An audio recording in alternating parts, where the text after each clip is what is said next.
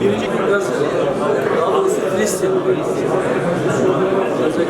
Bismillahirrahmanirrahim.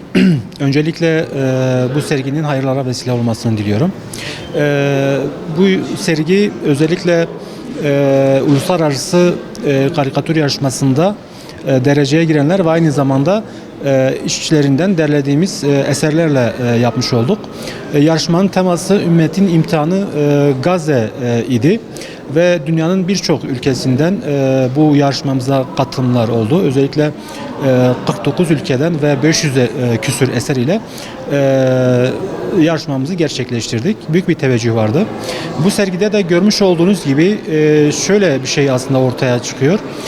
Çin'den de olsa, Brezilya'dan da olsa, İran'dan da olsa, Filistin'den de olsa, yani dini, dili, ırkı, rengi ne olursa olsun tek bir konu etrafında toplayabilme özelliğini göstermiş oldu. Yani Gazze imtihanı, Gazze'deki soykırım, Gazze'deki insanlık dışı muamele, dine bakılmaksızın, ırka bakılmaksızın bütün insanları tek bir acıyı yansıtma etrafında toplamış oldu.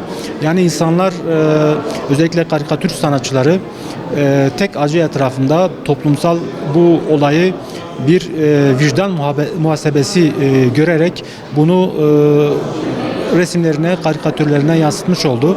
Yani kalemlerini insanlık için, vicdanlık için konuşturmuş oldular. Acının rengi ne olursa olsun ortada bir soykırım var ve dünyanın aslında imtihandan geçtiği bir süreç. Sadece belki İslam ümmeti değil, dünyanın imtihandan geçtiği bu süreçte dünyanın birçok ülkesinden bu sanatçıların bir araya gelmesi ve aynı acıyı yansıtması. Yani karikatürlere baktığınız zaman birçok temanın aslında çok benzer ifadelerle, simgelerle, sembollerle ifade edildiğini görebilmekteyiz. Birbirinden belki on binlerce kilometre uzaklıktaki ülkelerin bu derece benzer ifadelerle bunu resmetmesi aslında acının da ortak olduğunu ve bu acının aslında hepimizin birer imtihanı olduğunu da göstermiş oluyor. Öncelikle daha doğrusu bu sergiye katılan bütün vatandaşlarımızdan, milletvekillerimizden, genel başkanlarımıza teşekkür ediyorum. Bu gibi sergilerin aslında Gazze'nin acısını unutulmamak adına önemli olduğunu düşünüyorum. Sizlere de teşekkür ediyorum.